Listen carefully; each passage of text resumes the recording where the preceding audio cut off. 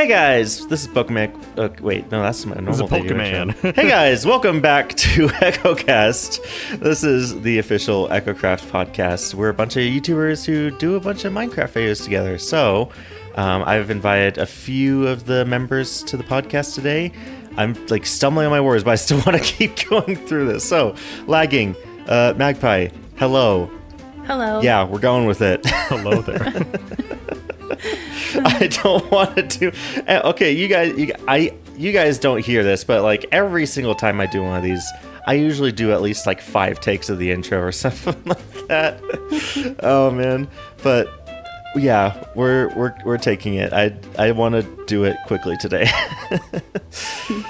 Oh man, so how are you guys doing? How's Minecraft going? How's life? How's whatever you want to talk about? I'm good. Minecraft's good. Minecraft's really good. Life's not bad. Just having fun, hanging out. Nice. Yeah, Minecraft's not been bad here. It's what is it called? It's been I just had a stream. If you ever had to check that out. But just casually plugs your channel like 2 minutes into the podcast. Okay, shameless. yeah. Can you join my membership, please? I would really appreciate that. It's like a subscription on Twitch, but you know, for YouTube, and I like YouTube better. Yeah, YouTube's good.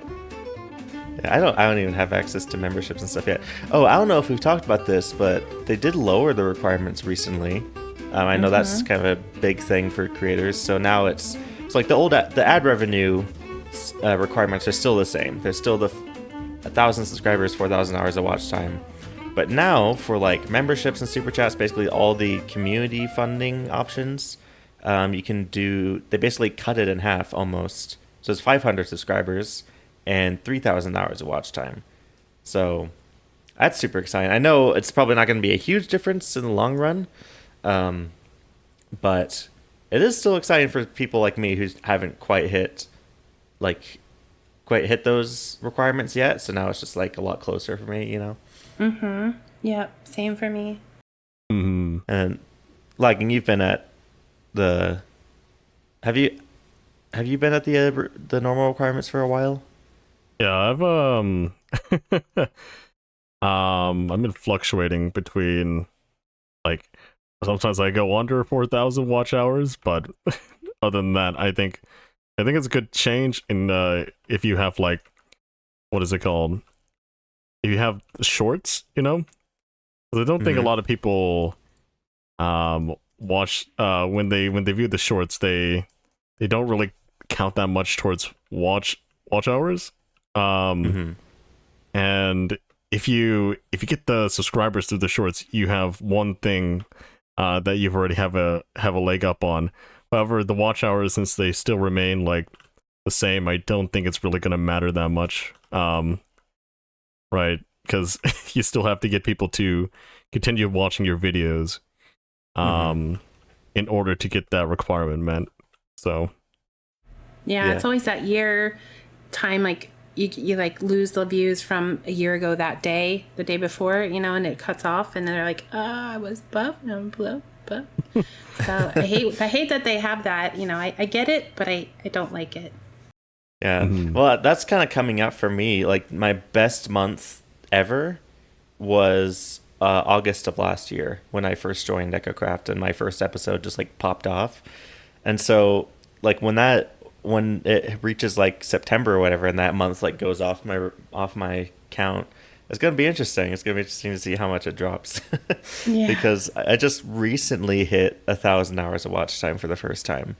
Nice. So, which is interesting. But then once it goes down, it's like I wonder how much it's gonna drop. You know? Yeah. If you can unless you make up with it, you know, it's like lagging would say, you know, we've got to just kind of keep the people, you know, enjoying and watching. Yeah. I wonder, like, how many people are just gonna try to farm watch time with streams now? Like, that's like crossed my mind. Is like, I wonder if that's a strategy now that people are gonna be taking. Is like, I'm just gonna stream nonstop after I hit 500 subscribers, just to try to farm all that watch time and try to get up to that I think first off, you got to sooner. get people to actually want to watch your streams for that long. Yeah, I know. Like I don't know how valid of a strategy it's going to be if like you're small enough that people really aren't watching your streams. So, but yeah, it's just interesting how it's a minor thing and probably isn't going to make too much of a difference, but like there's probably some new strategies for like growing. Oh, I just dropped my phone. Okay, that's fine. There's probably like new strategies that people could come up with to try to get to that sooner. I've had people say to me before, and I don't know if you guys have ever had anybody say this to you, but there's been one or two people that have always like, well, why don't you just play your videos over and over and over again and put them on a loop? I'm like, but that's not organic growth. And YouTube won't accept me watching if it was that easy. But I said, it's not organic growth. And the other thing is once you hit that time, you'd have to continuously do that to keep it. You want the people to be watching and enjoying. And if people aren't doing it, what's the point? Like, you know, you want it to be an organic thing. You want to see that growth like organically happen on its own. If you don't feel bad about having always no interactions and just bots in your chat, you know? Yeah, like there's if you want to go that route, there are other options, you know. You could pay for bots or whatever, but like either way it's against the terms of service. So I know YouTube can tell if you're watching your own videos over and over and over again. Yeah. And I think at a certain point it like kind of maybe flags you for like it's gonna catch on doing it's like I'll watch my own videos back just for fun, just because I want to like watch I always especially watch like my older videos through, but like even like sometimes if I'm really feeling like it, I'll just put on a playlist of like Echocraft season 4 or like my survival world, which is kind of in hiatus right now, mainly because my computer is just super underpowered and it can't handle running a survival world and recording at the same time. But like I'll go back and watch my own videos just for fun, just because I want to like remember or whatever. But like it's never like trying to rack up view counts or stuff like that, because like YouTube will catch on. I think they changed something recently so that it doesn't even count. It doesn't even count anymore after like one view, I think, from your own channel. Yeah, and I mean, there's something really, trying to think of the word. It's something really satisfying about seeing people watch your things and all that. And I'm still trying to work on. My bad thing is that I get so into what I'm doing and I'm like, oh yes, let's try to. I'm trying to tweak how I record is kind of what I'm saying. But I think there's something really satisfying with just seeing how people come in and enjoy or ask questions when you're streaming or watch and get a laugh and leave a comment. There's something really good about that. Not getting it fake, Yeah, getting community going, getting like comments from people you recognize. That's always great. Like since I've joined Echocraft, I've got like a handful of like pretty consistent viewers that I'll recognize, and they're like in my Discord and everything like that. That kind of stuff is fun.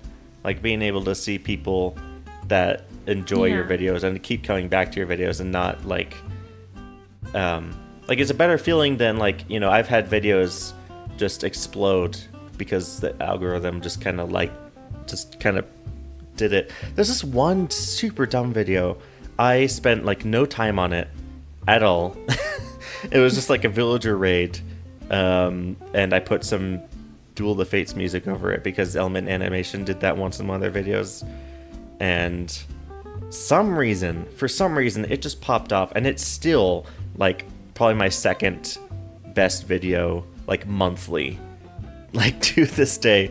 And I don't understand. It's called Send in the Daladas. And if you want to go watch it, go ahead. But like, even the gameplay is not even that great. I just keep dying over and over and over again. But like, what was I saying? The point is like, I prefer having a video that maybe gets less views and has those consistent viewers than one-off explosive videos that just kind of, it might get me subscribers, and I'm grateful for that. I'm grateful that videos got me like, a handful, Mm-hmm. 100 or so, or I don't know, stuff like that many subscribers. But in the long run, I don't really remember that video. I look back and like kind of cringe at that video that was the one that blew up for some reason. Yeah, I can go to this analytics actually and see how many subscribers that video has given me. Oh, there's also I did a tutorial. Tutorials always do well on my channel, and if I was smart, I'd probably capitalize on that. Yeah. If I was smart, I'd capitalize on that.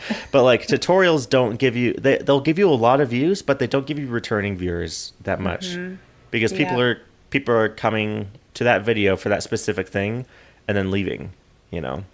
And so I did a tutorial that, so my number one video consistent like monthly is that tutorial, and it's got 1,618 views in the last 28 days. Then there's a short. I don't want to count shorts because they're just kind of rigged in the system. But then there's the Send in the Dollar Does, and that's gotten 225 views in the last month, which is for a video that I uploaded. Let's see, November. It was years ago. I can't see when the release date was. When was it? Oh, it's not telling me the release date, but it's like November 4 years ago or something like that, and it's just like keeps getting views for some reason. The thumbnail's not good. The gameplay is not great. Like I spent zero effort on it, but it's like 77,000 views on my channel. Yeah. Which I think is still the number one. Yeah, the tutorial is only at 13,000 right now. And so that one's like getting more views monthly these days, but like it's going to be a while before that dethrones Send in the Dollar Dust as my highest viewed video. Because the next highest video is a short with 38,000. It's like basically half. Just, it's interesting. Point is, the audience is better than the views in my opinion. Yeah. Because you're getting, because like obviously the interactions are great. It's like having the community in the Discord and everything, but also just like knowing that those guys are going to keep coming back to your videos. Yeah. And so Yeah. And I think that's what this update was. This YouTube, the changes were made for is it gets people to focus more on audience. No, YouTube mentioned that. Yeah. Yeah. So like, okay, we're gonna give you monetization options earlier, but they have to come through your audience, and so you have to grow your audience and actually, not just try to cheat the system, because if you try to cheat the system, you're not going to get a lot of benefit out of this update. Yeah. Which is good. I really like it. Yeah. So I did ask for some questions, a Q&A in the community Discord. And if you guys are listening, if you want us to answer your questions or whatever, we can put them in the, there's like 3 places you can do it. You can do it in the YouTube comments or the Spotify. There's like a Spotify Q&A thing that you can do. And then we also have the community Discord links in the description in the Echo Q&A channel. But and then Paul will put your questions in into the Goblet of Fire. Yeah. If it makes it into the Trial Wizard tournament, then he'll ask them. I've been rereading Harry Potter actually, and I've got Goblet of Fire on my desk like right now. So it's I love Harry Potter. Oh. Yeah. I think I mentioned this before, but I'm actually writing like a film, like a fan film, that I want to make one day. Obviously not anytime soon, but it's something I've been working on for like on and off for like 7 years. That it's just kind of like a dream. Anyway, it's good you can do that. I'm not the writer source like type. I'm not either. I give props to people that can do that.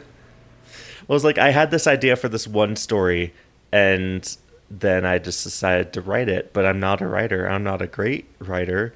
I feel like I've gotten better at like understanding what good writing is, but like actually doing it is hard for me. Like dialogue, I hate writing dialogue. It's so hard That for would be me to hard. write dialogue. It's like I know, and I'm taking like a creative writing course and stuff right now. So I've I'm better. I'm good at like noticing what makes a good story and what makes like a compelling character and stuff now. But like actually doing it for myself is a bit difficult. So that's why I'm taking like the course and stuff to try to get that. Anyway, questions. Here, Cell says, where do you see Echocraft in a year, 2 years, 5 years, etc.? On season 6, let's go. Yep.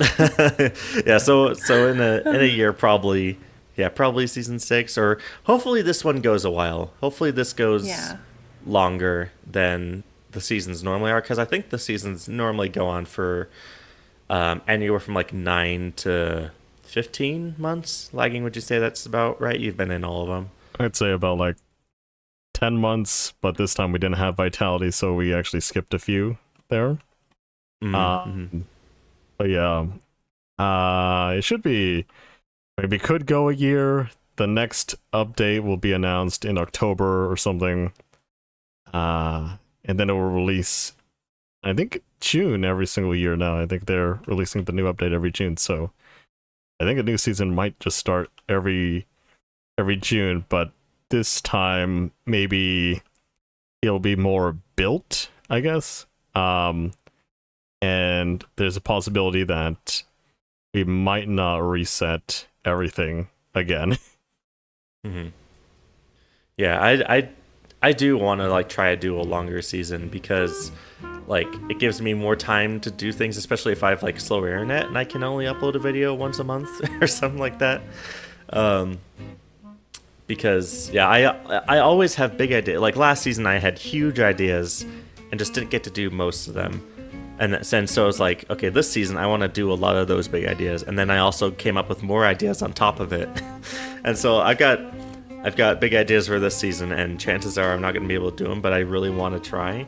And a longer season would definitely help me do that. And I know like a lot of the builders, Mad has mentioned it, as well as like Mayu and I think someone else mentioned it. But basically, like, I know a lot of the builders on the server is like, okay, let's try to do longer seasons this time. Let's try to do, I know we were debating quite a bit about whether to reset for this season at 120. Like, I know we were debating quite a bit to do season 5. And then eventually we did decide to do it so that we could get some new people in and kind of refresh the style and everything. I know we've talked about that, and me and Lucid talked about that in one of the last podcasts. I think last podcast.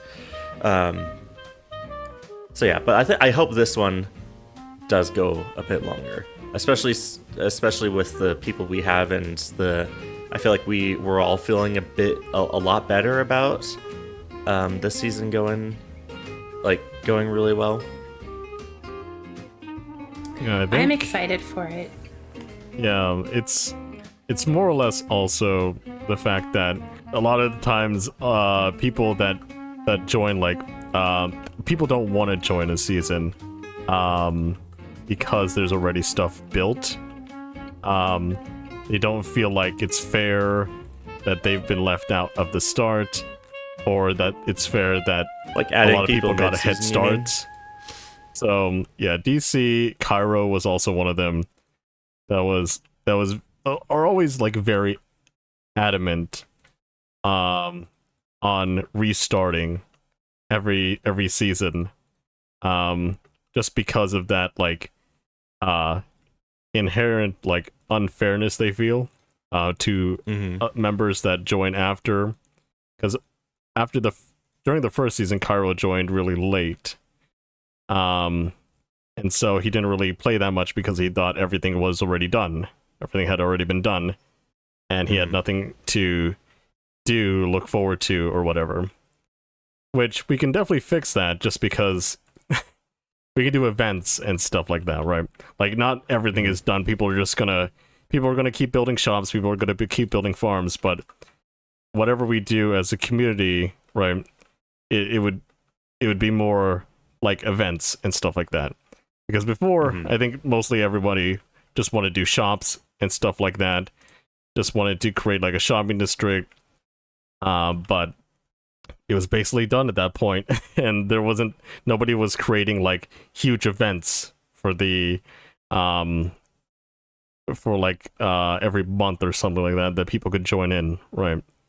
And I think we've got that change going on ever since like season 3. Yeah, definitely last season we had a bunch of like one-off events that really got a lot of people on the server again. So yeah, it's like it's something that we have to do, is to do more engaging stuff like events, because if we keep on doing more just shopping district, just building your own place, right, you're kind of isolated from other people, and you're not really involving them that much, other than if you go to the shopping district once for like some commerce or whatever. Yeah, I think that's a big thing with SMPs. And I never even knew that there were SMPs that didn't reset for the next season. I personally love the beginning grind of a game. But I've joined 2 SMPs midway. First one wasn't very active, so it was really not good. It was my very first SMP. The second one, people were more active, but there was that feeling of, well, where do I put my stamp? Where do I go? Like, you know, you weren't there for the journey. You weren't there for the ride to see where people, you know, I don't know. It was just different. But I think events are very important because SMPs get so, I think there's a thing with SMPs. Sometimes they can get, you know, mid-season to 3/4 of the way through. You're just like, okay, life is happening. What's this? What's that? And I think keeping things going, like scheduling things, is very important because it keeps people wanting to, you know, come back on and keep going. But how do you do that? Like, if you don't reset, do you just have where people come on and the iron farms and things are already made? And like, I'm not sure how that works. Yeah, I don't know. I'm know interested it can in work. I know it's interesting. I know it can work, but I think it'd probably be hard to do that because, like, I know Hermercraft did it. I think I think it was mid-season 4. They invited a bunch of guys from Kingdom Craft, which is like another server. So like, I think Scar and Wells Knight, I think they were. No, Scar was at the beginning of the season, but like, I know midway in one of their seasons they invited a bunch of people, halfway through. I think it might have been season 4 or season 5, and I know that did work out for them, but like I think that's probably like a one-off thing. Because especially us that kind of go more of like a application route, you know, like from the most part. I mean, you and oh gosh, what's his name? Rabbit. My mind's I'm so tired this morning. Like you and Rabbit were like on our radar because Sassy had already known you guys. Which was great because you already had connections going in. But like I think I mentioned whenever we talked last that I was you know, I didn't know anybody when I joined. And so it was a little bit different for me. So I feel like if I had joined like mid-season not knowing everybody, that would have been a lot different than if I had already known a few of the members and already had a connection and was able to like get started with them and stuff. Because if you don't know anyone, then that really important part of needing connection to keep you wanting to come back on the server is kind of lost there. So it's interesting. It is interesting, and it would be kind of cool to see how it could work out, you know, play out. Yeah. So that's probably like the 1 year, 2 year maybe like future of Echocraft. 2 years will probably end up being season 6. I don't even if the season goes really well, I don't see us really maybe going 2 years Although if it does, that would be great. But yeah, 2 years, we'll probably be in season 6, probably have some more people, stuff like that. 5 years, I don't know. I really hope by 5 years, a lot of us could be doing this as a job. Like, that's a big thing. Yeah, that would be good. That's a big thing that also just kind of, for a content creator server, kind of gets people not really playing together, is because, people have lives outside of, I mean, everyone has a life outside of YouTube, but for us specifically, we've got, I've got school, and I know, like, Rabbit's got his farm, and people have got jobs and stuff, and so it's harder to get on, like, every day. I know some people have talked about, like, oh, I can only get on Fridays and Saturdays, or I can only get, or no, I think Sully had mentioned how, because he's in the UK, and because all the US guys throughout the week have jobs, basically the only time he ever sees anyone really is on Fridays and Saturdays when the US guys are off of work and can get on in the mornings when it's like 8 p.m. for him. So it's, Yeah. so I know we've talked about, like, trying to do weekend things so that, the Brits can have Fun more too. interactions with everyone. Yeah. Yeah. Because that's a very specific thing when we have, like, international members, but just in general, like, it's really easy for, like, people to just not really have their schedules lined up all that well, and for people to really be alone on the server a lot. I know that was a huge problem last season. So if in 5 years the majority of us are big enough that we can do it as a living, and as a result everyone else is growing based on the success, like if Lagging and Lucid and Solely, like, if they get huge and they start bringing in a lot of new viewers, those new viewers are going to trickle down to everyone else, which would be great. So I feel like, and that's just something that happens with content creator SMPs just in general. Like, that'll totally happen. That definitely happened when Branzy and Rec got big. Everyone else got thousands of subscribers, but no. Because I found the server through Rec, and then as a result I started watching, everyone else, like Civ and stuff like that. So, but, like, here's if the that thing happens with that. again in the future, that'd be great. Because not just for money's sake, because I've mentioned plenty of times before, I'm not doing YouTube for the money. Like, as if we can do it as a living and support ourselves, that means basically the server is going to thrive more, because everyone's going to be seeing each other more, because they can be on and be spending more time on the server, and it's just the community is gonna thrive more, I feel like, and as a result, the server is gonna continue growing in a newer way. So that's the 5-year goal, I feel like, for, like, at least half of us, I think.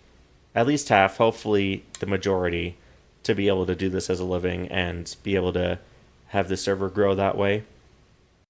It would be nice.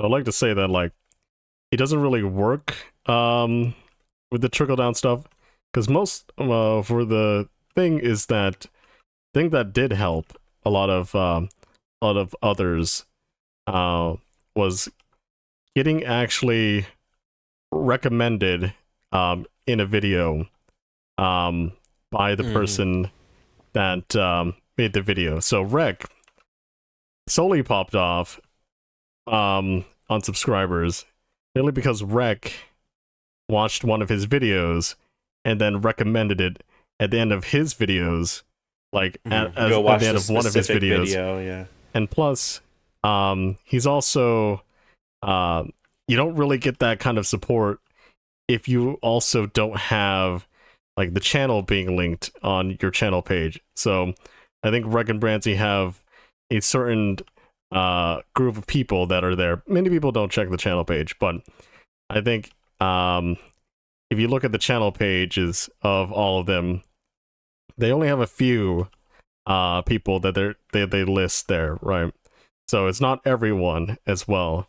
So even if you do get a boost just for being associated with them, if they don't actively call you out, like in obvious places, right, you're not really going to get that boost.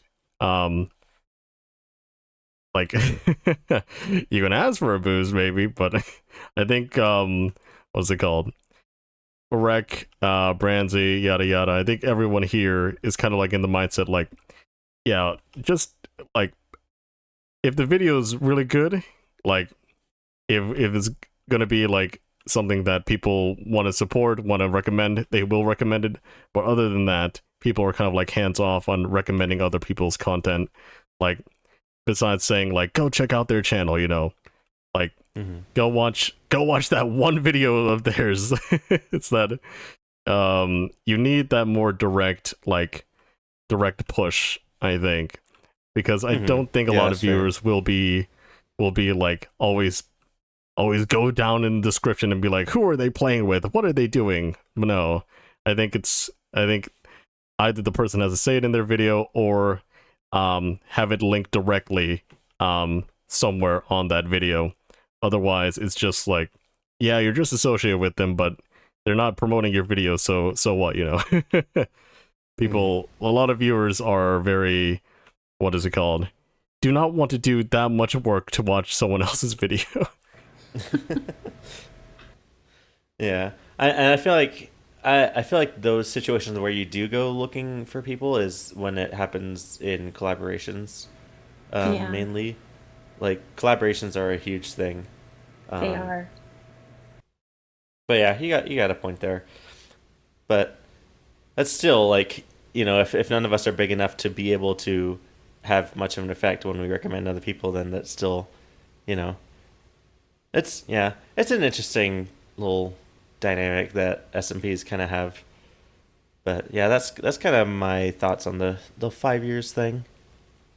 Oh, here's a simple one. What's your favorite ice cream flavor? Mint chocolate chip. Mint chocolate chip is good. That was my favorite for years and years, and it's still up there. Let's see. I'd still say it's my favorite, but like certain situations, I'll definitely prefer other ones. Like cookie dough. Cookie dough is so good. Yeah, they're all good. I'm any Tagliente flavor. It's a ice cream, a gelato. It's so good, and they have like layers in some of their ice cream that you can buy at the store. Oh, their cookies and cream is like layered of all the ingredients. So good. If you've never tried it, it's good. It's good. I did just discover Monster ice cream, which is cookies and cream and cookie dough. Basically, yeah. So it's basically like vanilla ice cream, but you've got Oreo bits and you've got the cookie dough chunks. It kind of mixes the two, and it's really good. Yeah, it's kind of, I don't know, there's something about seeing like their chocolate fudge brownie for Tagliente will have like the chocolate ice cream, and then it'll have like maybe the fudge or the like chocolate chips, and then you'll see a layer of ice cream, and then you'll see the brownie layer, and it's just so good. But nice. I don't really have any that I don't like. So I'm not ice cream a ton, fan, but I like mostly all of it. I'm not a huge fan of like peanut butter ones. Like I'm not. They're still good. I mean, they're still ice cream. It's but yeah, I'm not a huge fan of like, maybe like a Reese's ice cream or something like that. I love peanut butter. I'm definitely more of, yeah. See, I'm not a fan of cookie dough. Like to me, sometimes it just gets way too, like I don't know, starchy or whatever. After a while, just feels like it sticks around. You know, I kind of. I like it when the ice cream washes away kind of after it's done. Okay. But I don't know if anybody here has had, was it sherbet? I don't know how you say it. Yeah, yeah, like orange sherbet. Yeah, like sorbet or sherbet, yeah. Yeah, I had it a lot as a child because I really did like the more citrusy flavors, but I haven't had it recently, really like good. at all. Yeah. Yeah, I do really like those. So the new Nintendo Direct did come out recently, and Lagging, I kind of want to talk to you mainly about it, but also Magpie, if you watched it. I know I mentioned it in the announcements, like, hey, it'd be cool to talk about the new Nintendo Direct, this podcast, and then like you and Rabbit and Pizza were all like, oh, what's a Nintendo Direct? So I know. maybe... I was like, huh? Sure, but what?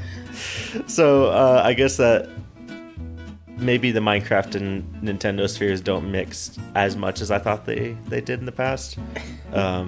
So in case any of you are listening and don't understand what Nintendo Direct is, because or just aren't super into the Nintendo sphere, I know Lagging and I did a podcast a few weeks ago talking basically exclusively about Nintendo the whole time. But basically, Nintendo Direct is basically this video, what's the word? Live Premiere thing. Video live stream. The presentation. I was thinking of presentation. Thank you. I was looking for that. That's good. Yeah, that's the word I was looking for. They do like this live stream presentation of basically all the new games that are coming out, and they'll highlight indie games and all that kind of stuff. But basically, it's the time of the month, or every other month usually, where they announce a bunch of new games, release a bunch of new trailers, and usually the community is like really pumped about it. Like those are the days that the Nintendo community is like really, really active online, just like doing reaction videos and talking about all the new stuff. And this recent one was really interesting. I didn't do a reaction video this time like I have with some of the past ones, but this was a unique one. Let's just say that. There was basically, first off, we got a lot of Pikmin news, and they decided to just shadow drop the first two games on the Nintendo Switch, like HD remasters of the games, just like the day of, which happened before with Metroid Prime, but like the fact that it's Pikmin, and now you can play all 4 Pikmin games on Nintendo Switch. It's just kind of it's exciting for like smaller series that just haven't gotten as much love from Nintendo over the years as a lot of people would like them. Yeah, the Direct was more focused on more Mario stuff. It honestly could have been a Mario Direct with all the stuff they showed. Yeah, there was Mario. A lot of Mario. There was Super Mario RPG, which is cool. I've never played it, but I've heard it's good.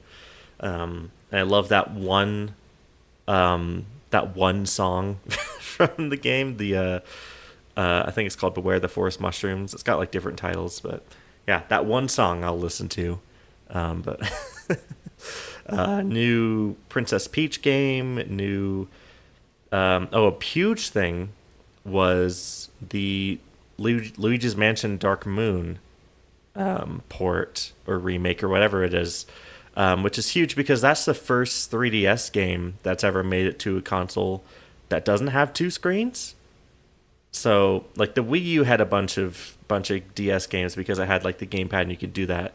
But with Dark Moon coming to the Switch, that just opens up a bunch of opportunities because a lot of people just assumed those kind of games just wouldn't be coming because of the hardware specific, things they needed. I don't think there was actually that much that they did like hardware specific from the 3DS. Much easier to port. Besides, a lot of DS games did get the port treatment as well, so they did have the double screen stuff.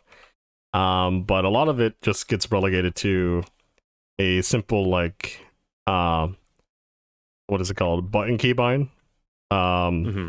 Just not a separate screen that you could use to, play the game with. It's just a separate thing. Or they just overlay it. Like for Pokemon Mystery Dungeon, you can overlay the map, I think, onto your gameplay as well. And I think the DS had a separate map on the bottom screen, but I don't remember that much of it. Mm-hmm. Yeah, a lot of games like Lego games, stuff that was released on a bunch of different consoles kind of got ported to the DS with just like little minor gimmicks, But like I think this is the first time that like a 3DS exclusive game or a DS exclusive game has gotten ported to another console, and so a game that was like specifically designed to utilize the bottom screen more than a single screen game ported over kind of in reverse. It's interesting. I know a lot of people are like really thinking of, okay, what's happening now? Like, can we get a game like like Samus Returns, or like obviously Dark Moon is a big thing, or like the Pokemon remakes, or like the 3DS Pokemon games is like, okay, can we get those ported to another system in the future, when those games are really hard to get on the 3DS, stuff like that. I think all of those are just going to be remade. I don't think they're going to get ported. It's just gonna it's just gonna be a while till that happens. Yeah, like stuff like Sun and Moon, Ultra Sun, Ultra Moon. I think they have their time on the 3DS. You can't really purchase them through the eShop anymore. But once the 3DS actually becomes retro, I think they will get ported. I mean, not ported, remade, or like Nintendo Switch 2 or something. Yeah. Let's see. I just looked at the biggest 3DS games. Here, best-selling Nintendo 3DS games. Let's see. I wonder how many of these really were like specifically designed for the 3DS in a way that like would make it really hard to port. Let's see. Yokai Watch has always been handheld exclusive, but that's kind of in the same vein as Pokemon. Well, they already made a sequel for the Switch, and it didn't really sell well, so I don't think that it might not continue. Oh, okay. Nintendogs. I don't know if they're gonna make a Nintendogs in the future for the Switch. That definitely felt like it was a very handheld thing. I'm just realizing a lot of these I haven't played. They did like a lot. Okay, yeah, you've got a point. A lot of these games are games in series that like already existed on single screen, like Kirby, Pokemon, Mario, Donkey Kong, all this kind of stuff, and just got like 3DS games. So, okay, yeah, maybe it's not think it really matters. It's just like all that really matters is that if they translate it well enough, so that it's not like a requirement that it needs another screen, but rather it was an extra on that era, on that time. Yeah. It might not be as excited as I'm making it out to be then, but it's still there. It's still a new thing that opens up that people weren't super sure would, which is interesting. Oh, Kid Icarus Uprising. I know that one was very, very reliant on the bottom screen. I think it really does open up a lot of possibilities. Just for not to say like it's 3DS stuff, but for older series, like Star Fox that hasn't even gotten any love recently, right? So they revived Metroid with Metroid Dread. Metroid Prime 4 is still coming. Metroid Prime Remastered and the Metroid Prime Remastered had come out, and they revived Pikmin. All the Pikmin games are now on the Switch, right? So there's like that's definitely the most exciting thing of the last like 2 directs is like, okay, Nintendo's really giving love to these games that haven't had love in a while, that really no one was expecting. So I think we could see like something like maybe F-Zero be revived. What is it called? Star Fox getting a new game, because I feel like also Nintendo doesn't want to just put out something that will just die instantly, right? Like they don't want to risk their money, their investment, on a bad game of the series, right? A series that like definitely needs more attention. So rather than like porting over like a Star Fox game on the 3DS, it's more or less better for them to have their teams work on it, work on a good Star Fox game for the Switch. One that doesn't follow the original plot like for the 4th time or something like that. Just like, what is it called? So we have F-Zero, they can make it like the best the best racing sim game besides like Mario Kart.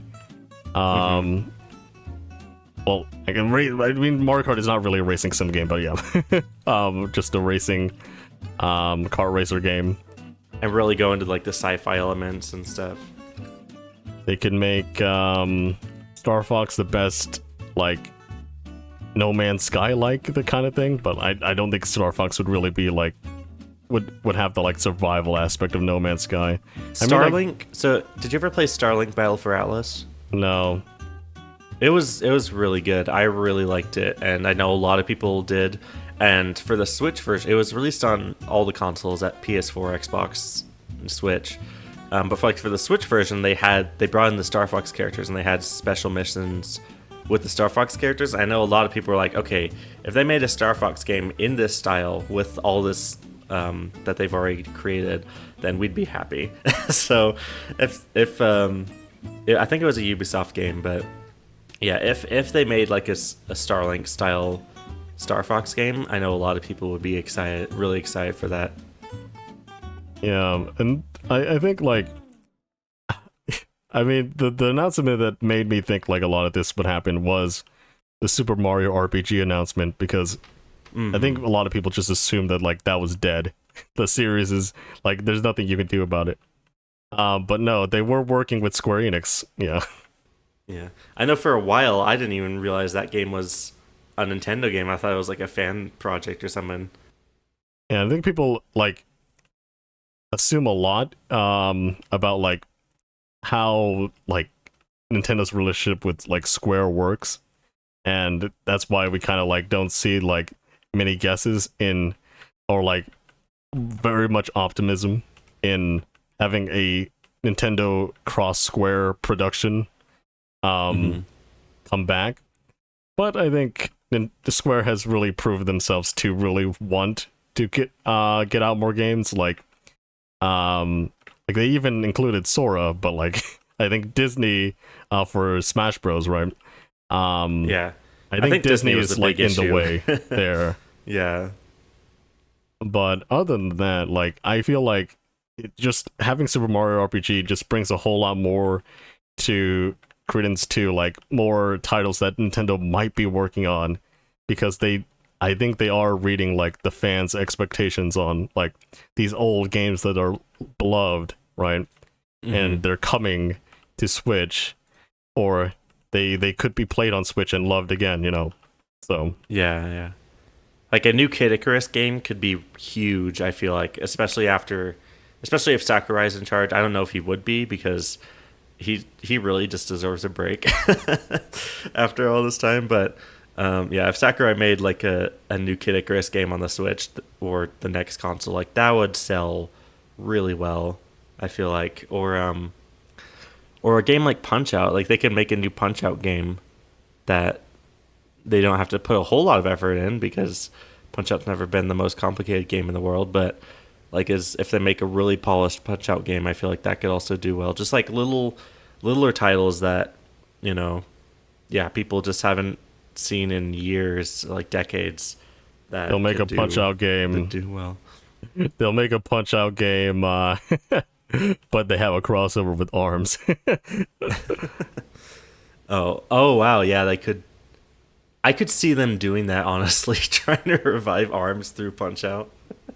ARMS wasn't bad, but I think it just costs too much for people to really consider like treating it like fairly, because I think it is a good game.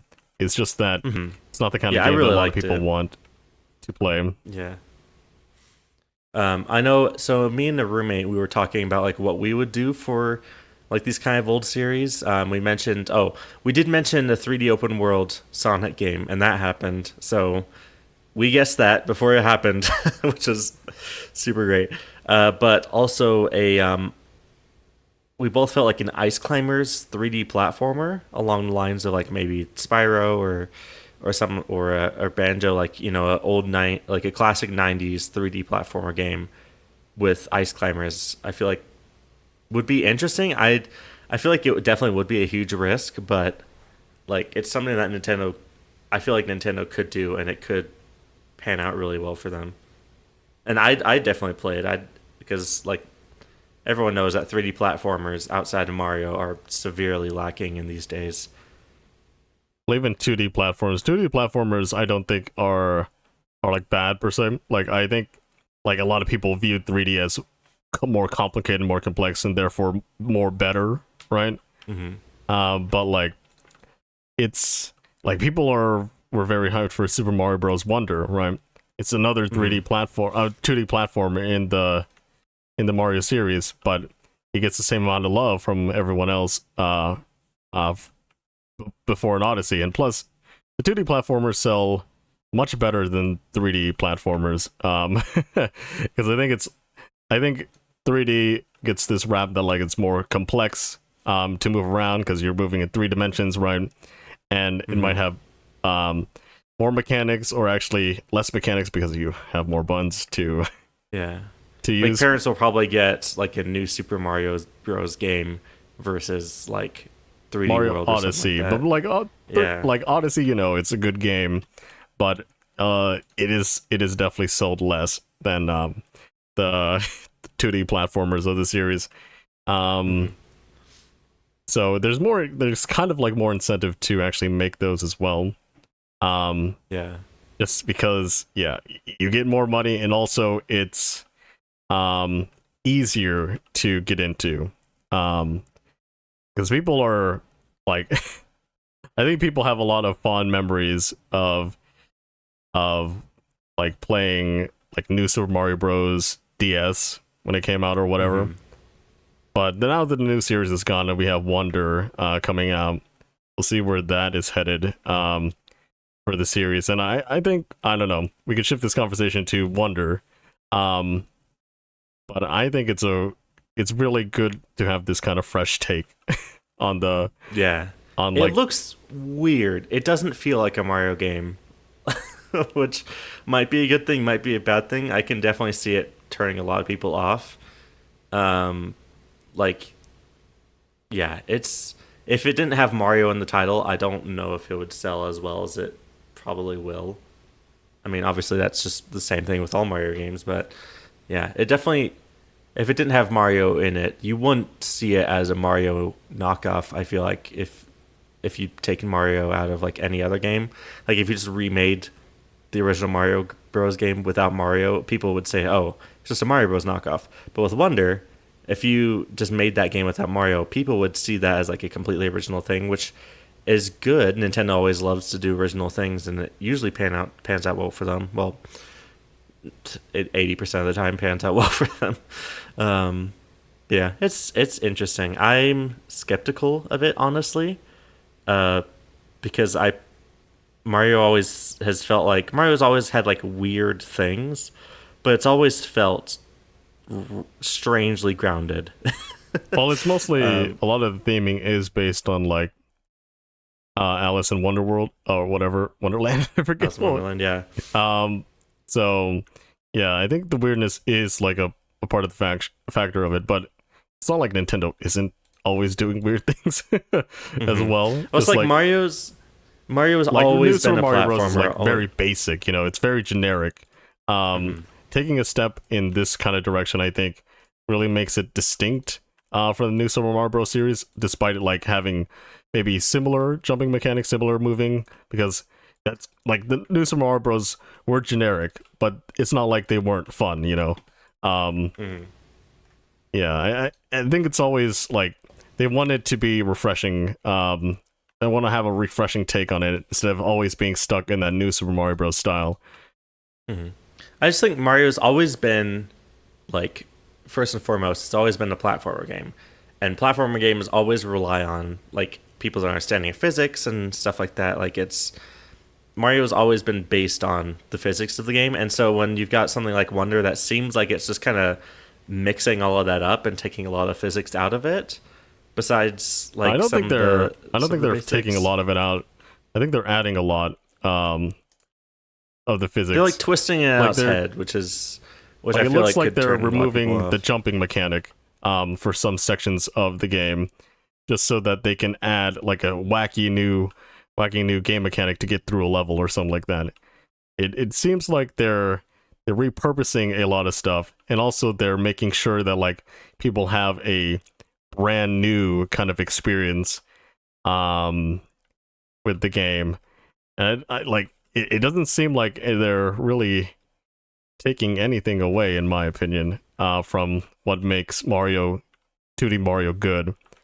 I know you said you're skeptical, but I have quite a bit of hope for this. I'm quite optimistic for how this is going to turn out. Yeah, I'm sure it's going to sell well just because it's Mario, but like for me personally, it's like I'm not sure. I'm not sure if I'm going to be all that interested in it, honestly. But yeah, that's just my opinion. But I do know a lot of people are going to share both sides of those, and so it's going to be interesting to see how it pans out for Nintendo and how it works, how it sells. Anyway, Magpie, you've kind of been quiet this conversation. I've been listening along. So are you big Nintendo? I mean, like, do you excuse me? Do you do a lot of Nintendo stuff or? No, we have a Switch. You know, my kids like to play on their Switch sometimes. I had a DS and all that when that was big, but then, you know, smartphones got better, games got better on them, and it was like, DS. But I don't know. I've always been like the games I've played. I've been a gamer all my life, and played lots of different types. But you know, my main games that I always kind of went to was like Halo, Call of Duty, and now Minecraft. And I don't really do much else at the moment. I do play Fortnite every so often. So like, you're definitely more of like I do play that. If I'm not on Minecraft, I'm on Fortnite with my son. So you're definitely more of like a shooter type person. Yeah, I mean, I do like. There have been games for Nintendo, obviously, that I have liked. Super Bomberman. I don't know. We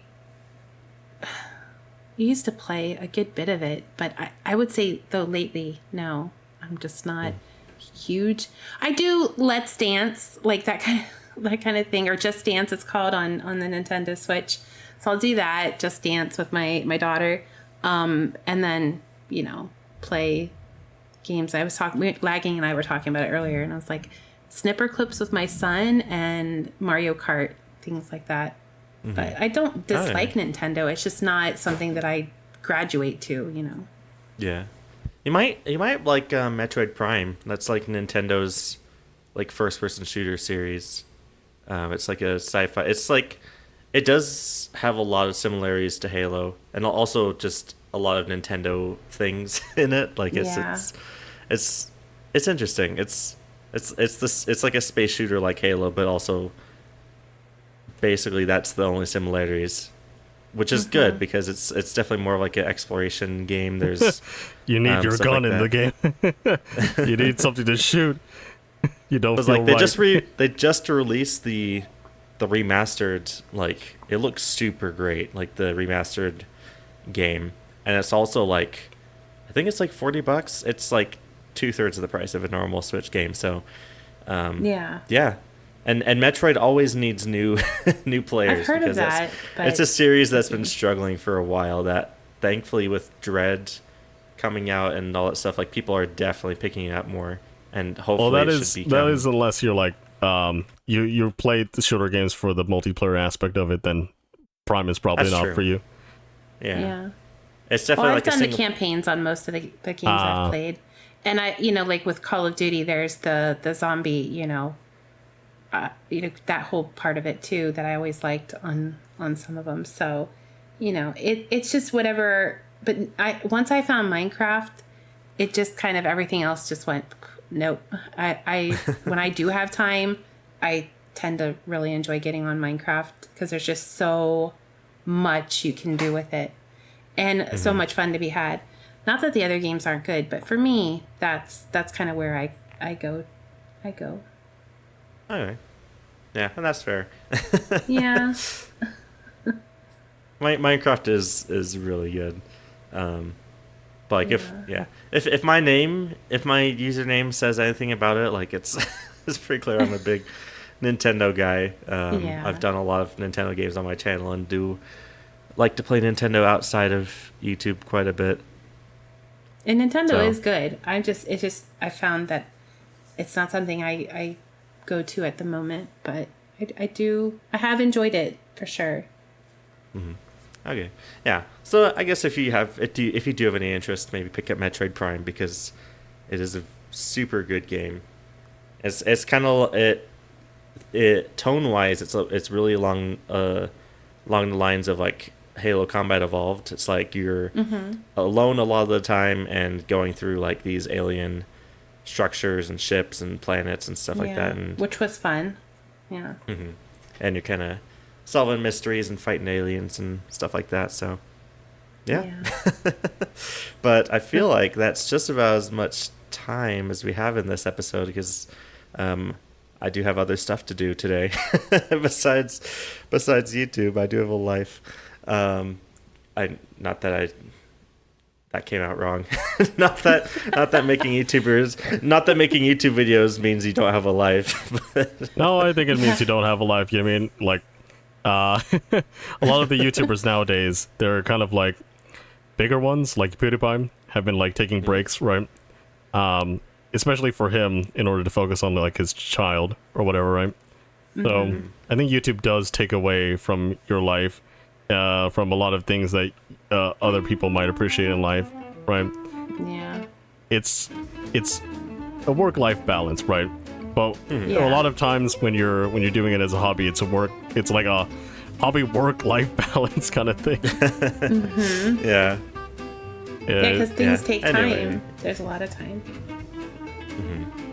Yeah, like I probably spend, I've never really like counted all that much, but usually I have like probably about 3 or 4 hours of footage for a video, and then it takes me 1 or 2 hours to edit it, and then like some unknown amount of time to plan. It takes different amounts of time to plan each of my videos, whether it's requiring a specific build or not. So, but yeah, my videos definitely take a while. So, but anyway, like I said, this would be probably a good time to finish up. Next week, I don't know what's happening. I don't know what we're going to be talking about next week. I don't know who's joining. I haven't looked at the schedule yet, but there'll probably be another video next week.